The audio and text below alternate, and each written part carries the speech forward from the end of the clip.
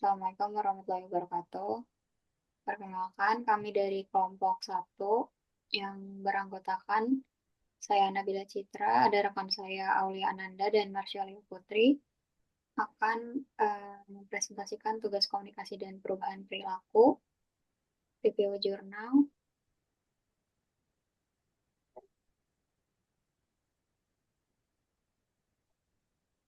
dengan identitas jurnal berjudul Pemberdayaan Masyarakat dalam Upaya Pencegahan dan Pengendalian COVID-19, ditulis oleh Septian Andriani, Dika Darmansyah, dan Dadang Darmawan.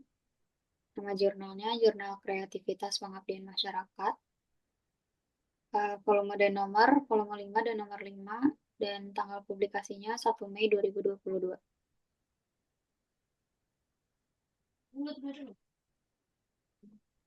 Yang pertama adalah latar belakang.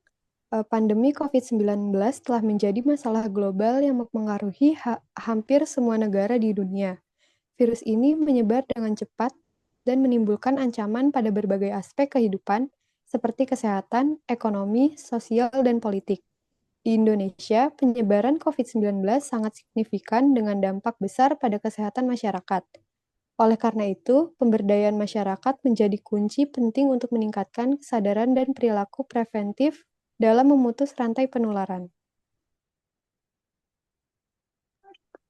Tujuan dari jurnal ini itu untuk memberikan promosi kesehatan tentang pentingnya pemberdayaan masyarakat dalam pencegahan dan pengendalian COVID-19 melalui edukasi berbasis webinar untuk meningkatkan pengetahuan dan perilaku preventif masyarakat.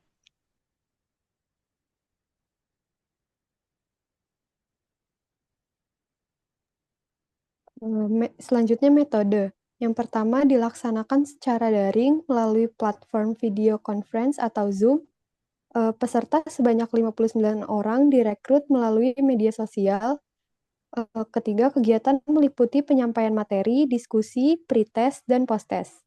Yang keempat, data dianalisis menggunakan uji pilot test pada SPSS. Yang kelima, kegiatan PKM ini mengacu pada konsep teori yang dikemukakan oleh Lawrence Green tentang preset dan proset, model yang mengkaji masalah perilaku dan faktor-faktor yang mempengaruhinya, serta cara menindaklanjutinya dengan cara berusaha mengubah atau meningkatkan perilaku ke arah yang lebih positif. Selanjutnya itu ada hasil. Yang pertama itu hasilnya rata-rata skor pengetahuan peserta meningkat dari 86,78. Ini tuh skor pretest menjadi 92,88 skor posttest. Hasil uji statistik menunjukkan p-value sebesar 0,000 menandakan peningkatan signifikan secara statistik. Hasil yang kedua itu webinar dinilai efektif dalam meningkatkan pemahaman masyarakat terkait pencegahan COVID-19 dengan 90% peserta berpartisipasi aktif dalam diskusi. Yang ketiga, peserta termotivasi untuk menjadi agen perubahan di komunitas masing-masing dengan menerapkan dan menyebarkan perilaku hidup bersih dan sehat atau PHBS. Selanjutnya ada konsep Lawrence Green sendiri. Yang pertama, predisposing faktor atau faktor predisposisi faktor yang mempermudah atau mempredisposisi terjadi perilaku seseorang. Di antara lain ada pengetahuan, sikap, keyakinan, kepercayaan, dan sebagainya. Sebagai contoh, pengetahuan masyarakat terkait pencegahan, pengendalian, dan pentingnya protokol kesehatan, serta perilaku hidup bersih dan sehat terhadap COVID-19 itu masih rendah. Lalu yang kedua ada enabling factor atau faktor pemungkin. Faktor yang memungkinkan atau memfasilitasi perilaku atau tindakan, di antara lain ada prasarana, sarana, dan ketersediaan SDM. Sebagai contohnya ada fasilitas cuci tangan, masker, hand sanitizer, dan dengan webinar yang meliputi edukasi didukung oleh petugas kesehatan dan pengorganisasian kegiatan. Yang terakhir ada reinforcing factor atau faktor penguat. Faktor yang mendorong atau memperkuat terjadinya perilaku, di antara lain ada sikap petugas kesehatan dan sikap tokoh masyarakat. Ada juga dukungan suami, dukungan keluarga, tokoh adat, dan sebagainya.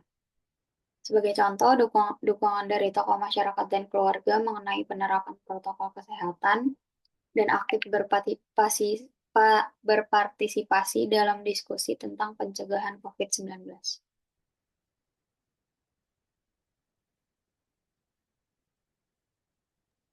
Selanjutnya ada kelebihan dan kekurangan dari jurnal ini. Kelebihannya yaitu satu, menggunakan model teoritis yang jelas dan sistematis. Yang kedua, hasil yang teratur dan signifikan dengan uji statistik. Yang ketiga, topik relevan dengan situasi pandemi, sehingga bermanfaat langsung bagi masyarakat. Selanjutnya, kekurangan. Yang pertama, jumlah sampel terbatas hanya 59 orang, sehingga sulit untuk digeneralisasi. Yang kedua, adanya keterbatasan atau hambatan pada partisipasi masyarakat karena tidak memiliki akses teknologi.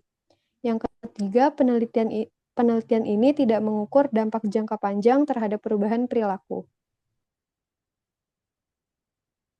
Lalu selanjutnya ada kesimpulan. Pelaksanaan kegiatan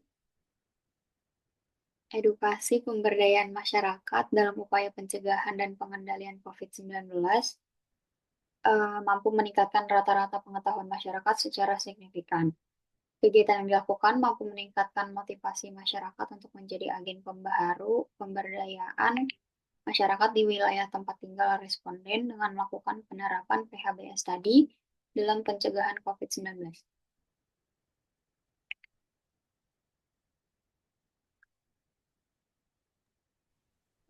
Terima kasih. Sekian presentasi dari kelompok kami. Kurang lebihnya mohon maaf.